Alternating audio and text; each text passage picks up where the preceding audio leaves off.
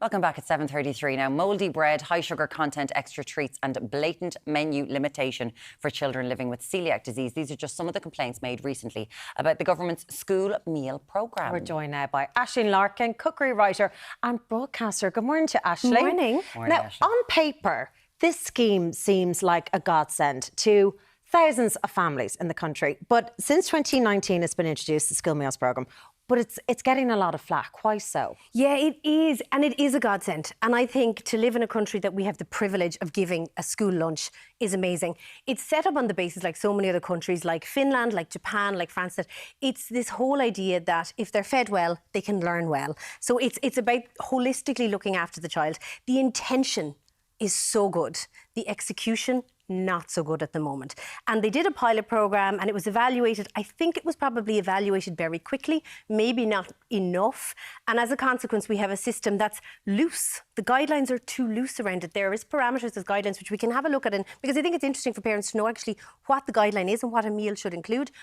But there's no kind of testing out of this needs to be done or it doesn't need to be done. Nobody's checking. Are those guidelines we met? They're guidelines, they're not mandatory. Well, we have a statement from the Department of Social Protection where the funding comes from, and they say it is the responsibility of each school board to select a supplier to provide the meals in accordance with public procurement rules. Yes. So it's not up to them to be going out there and finding someone. No. It's the school has to go out. It goes out to tender. And so what are the guidelines? What are we meant to be giving these children? So as part of a meal, part of the hot school meal, so it's $3.20 per child per day. That money goes directly to the school. The school, as you said, picks the provider. For that, you're meant to get between 50 and 75 grams of meat or chicken. You're meant to get 100 grams of fish. You're meant to get either 2 eggs, 120 grams of pulses. So that's kind of like your protein covered off. You're meant to get 1 portion of carbohydrates. Now, if you go online today, there's 2 different guidelines that you can download. One says those carbohydrates have to be whole grain. The other just says carbohydrates, which is pasta, rice, potatoes, bread. So is it whole grain or is it not whole grain? I mean, you would be suggesting it should all be whole meal or whole grain. Right. And then you are looking at 20 to 25 grams of cheese, and you're looking at 2 servings of fruit and veg. So 2 servings of fruit and veg is about 80 grams per portion, which is 160 grams of fruit and veg to get into a very small little meal for primary school age children, which actually is quite a lot. So if you're a parent this evening, if you could weigh and measure out 160 grams of fruit and veg, it's particularly veg, I suppose, because these are hot school meals. We're not going to be putting a banana in a meal or an apple. You can get in little bits very cleverly. But it's a very substantial amount. They're the guidelines that were formulated. That's what's suggested. Some providers, and not all of them can be tarred with the same brush, are doing really, really well. And they're really making super strides and efforts to get that in. Others are not, because nobody's checking and nobody really has to. So what are children then ending up eating that's causing this worry amongst parents? The guidelines say that there's a maximum of fried foods, fried potatoes, roast potatoes, meat and pastry, processed foods, like ultra-processed food, like chicken nuggets, maximum of once a week. But a lot of the systems, when you go online, if you're a parent, you can choose to order that more than one day.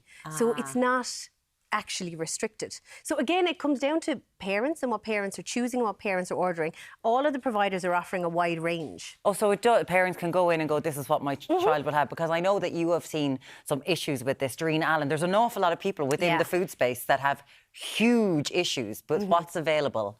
But again, there is personal responsibility here then as well. It's not just, it is parents who can choose this. Parents choose, and then they can change and they can adapt. And I think one thing that we have to recognise as parents, I'm a mom of 3 children, we worry that they're going to be fed during the day. Are they going to eat well? Are they going to eat it? What if they don't eat it? They're going to be starving. And it's one of these innate, probably ridiculous fears that we have. Actually, I said this to my son yesterday when we were having a fight over a meal. The first thing I did when you were born was I fed you. Yeah. And it is like, you do not lose that as a parent. No. That's what we're built to do, is to feed our kids. So it causes such angst if you don't feel your child is eating well. It really does. And that fear for parents, and even parents bringing their own fears into it of going, God, I don't know if I'd like a chicken curry, or I don't know if I'd eat a fish pie. And then sometimes we can project that fear onto our children. Yeah. So we've got to be mindful as parents of that. But you are the main thing is you want them to be fed and eat well. The whole school meals thing, I think it's a little horse before the cart. The money was kind of thrown at it a little bit. You know, here it is, here's the school meals programme, run with it, go for it. But how do we implement it? Do we have operators in schools? Do we have ovens in schools? Do we have a space for the children to eat? What time is allocated to lunch times within schools? Because that's actually a big problem, that I get a lot of food back in the lunch boxes. We don't have the school meals in ours. I'm still making the lunches. But half of it, I feel, is coming back in the lunchbox. So that is an issue, timing. And it's not a school meals thing. It's just a school thing. And it's something to bring an awareness to. When do children eat in school? What time do they eat? Do they get to play first and then eat? Let's think about it. They're 7 and 8. They want to go play football. They want to talk to their friends. They want to read the storybooks. They want to play magical games. Sitting down and being forced to eat. So this I suppose whole thing of the physiology of appetite.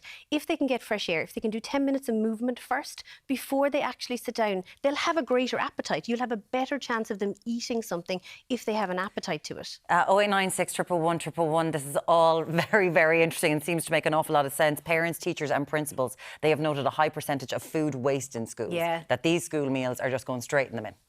That's frustrating, to say the least, because this is not cheap to run. And there are some families for whom this is a lifeline. 100%. Like, they're saying 300 million is going to look what the cost is going to look like for this. There are schools and principals who are so frustrated because they're going, we need SNAs, we need more classroom teachers, we need resources, we need sports facilities. Give us somewhere that we can actually heat this meal or cook this meal. And there's providers who will do that for you. But so there's huge frustration there when they see the waste. The waste is coming from looking at portion sizes. The portion size of what a 6th class will eat is probably different to what a junior infant or a senior infant will eat.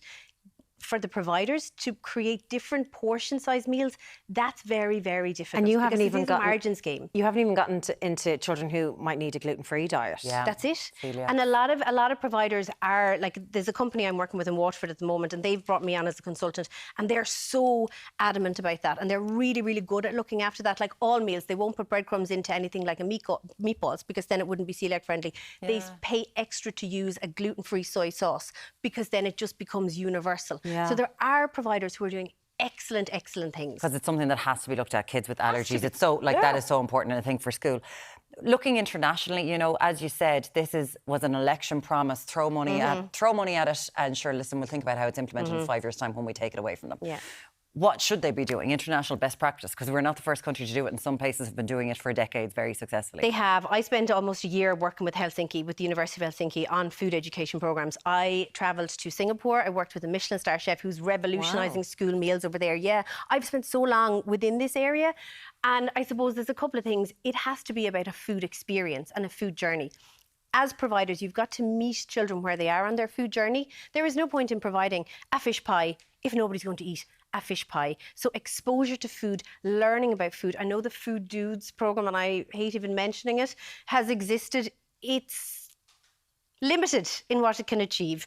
There's better ways to do food education programs. So there has to be this, we're bringing children on a journey. There has to be a food experience, not just, I'm lumping a plate of food in front of you, eat it at lunchtime. That's really difficult for children who are picky eaters or fussy eaters. There has to be that awareness of where children are coming from, what their palate is, how far it's developed, what they like, what they don't like. So we can't pander to everything, but it has to be a journey where the children are included in some learning about food seasonality, where your food comes from. I'm not saying that it's all about cooking and growing. It has to be realistic and practical, but those things can be built into a food education system.